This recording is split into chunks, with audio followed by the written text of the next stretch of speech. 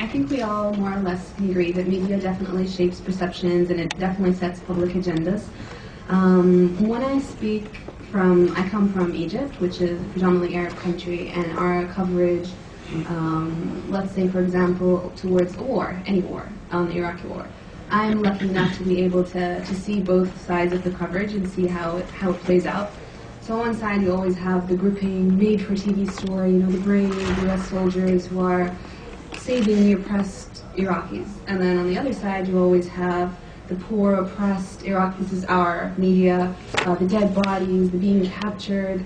And you see these two sides and how completely bipolar opposites of the same events. And it gives you idea, and then how that reflects onto the public, and you see how this actually affects their perceptions. The frames that are used, the terms, the quotes, even who you omit, who you talk to, who you don't talk to, all these things play into how the public perceives the same events, and that's if you don't say that there's already an agenda. If there isn't an agenda and the journalist is genuinely trying to cover what's happening, you still have obstacles such as the socio-political environment, economic, professional fears of will their editors publish this or not, historical tensions, prejudice, all the different background that's accumulated before you even start writing. All these things play into how a reporter covers it. And what I work at in English, I write in English, and I'm the only Egyptian on the team, even though we write about Egypt. And there's usually three main issues I find when I come to write.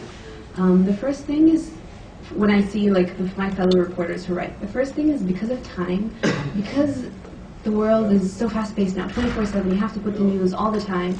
There's less space for international news. There's less space to have a reporter on the scene who's actually lived in the country and seen what it's like. That there's no time anymore to put the nuance and the context, the background, all the historical and political information that's necessary for the reader to actually understand where the story fits on a larger scale. It's usually, okay, this is the event, let's just put it, terrorist sympathizer, and khalas, this is it, and let's not consider what's going on beforehand. Language is definitely the second thing. The terms that are used, I think we definitely mentioned, shall we say terrorist, shall we say martyr, shall we say occupier. All these terms and all the connotations that they carry takes a lot of, it's hard to justify where shall we use these terms, where not, especially when you consider who your audience is. What else? The third thing, majority, minority. I've always, if I write in Arabic press versus if I'm writing to English press, you always consider the power of the majority over the minority, the power, the different power structure, how that affects when you write about minorities. And this is the same whether it's in Egypt and I'm writing about Coptic Christians, and it will be the same whether, let's say, in America they're writing about the Muslim minority.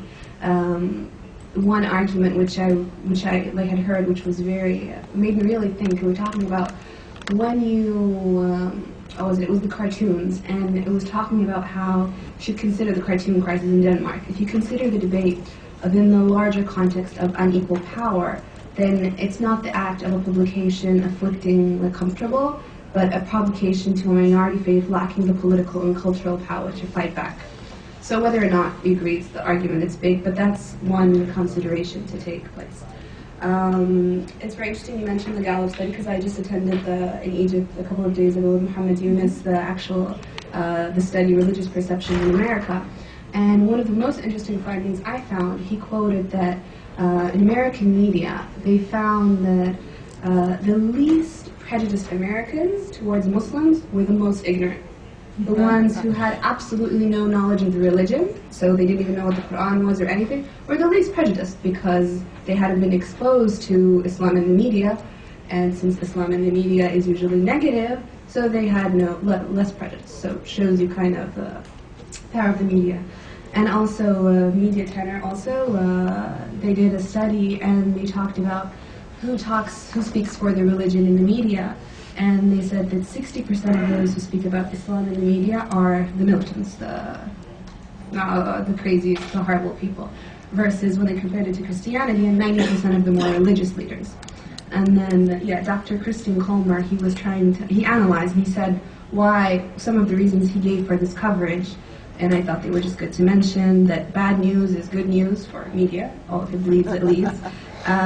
Video footage is usually of the horrible events, and that gives it's a vicious circle. So let's say you were filmed a terrorist attack, so this is the next terrorist attacks. Media doesn't have easy contact to the real religious leaders, because if they're real religious leaders and they don't really want to, they're not promoting their own agenda on TV, they're not easy to reach. Religious leaders, except the Pope, are not usually celebrities, they're not really fun or sexy to interview. And that the media wants the exceptional, the sensational, the thing that's going to make everyone go, ooh, this is cool. So I've gone on long enough, but I just wanted to mention last point about the internet, because I think this was really important. It was mentioned briefly in the morning about whether the internet actually gives voice to terrorists and to. I wanted to show you this video, but unfortunately there's no speakers here, so I recommend you watch it because it's only a 2-minute video, and it's by a columnist. Her name is Mona Tahawi, and she was talking about how this video talks about how I-Muslims, she calls I-Muslims, and the argument here, which I believe in, is that the internet definitely didn't give you this homogenous, the world press. It gives the crazy people a platform to promote their views, to recruit more people who fulfill their agenda. We had the Nigerian, what was the case? Recently you had cases, oh my God, Al-Qaeda is recruiting through their website and they're getting all these people. It happens, obviously. But at the same time, a Pew study was just released, the Research Center, last week, and it was talking about how 1/3 of Americans now get all their information from the internet. And that Twitter and Facebook, people actually reading news which is recommended by their friends, and how all these social networks have become a huge part of where we get our information. Taban, it's hard, the internet, it has everything. You will find all the crazies who are promoting their agendas, but you'll also find that the internet gives,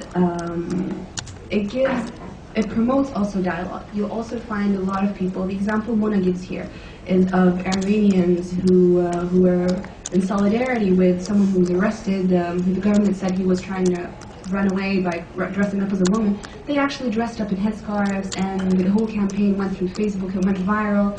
But you don't hear about this because it's the happy Muslims, who she calls. The happy Muslims confuse you. We don't want the happy Muslims, we want the frowning evil ones and the black women, kind of like me. So definitely internet is, it does give a platform to people who have bad agendas, but it also gives voice to a lot of people who would find it hard to give their voice out otherwise.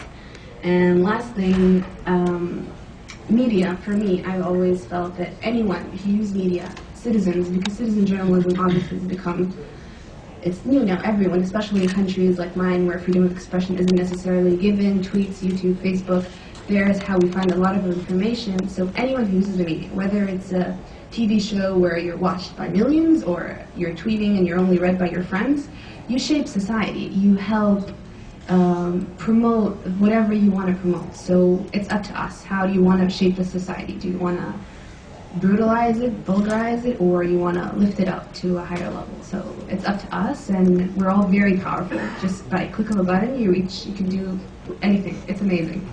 So it's up to us to decide how to do it. Thank you.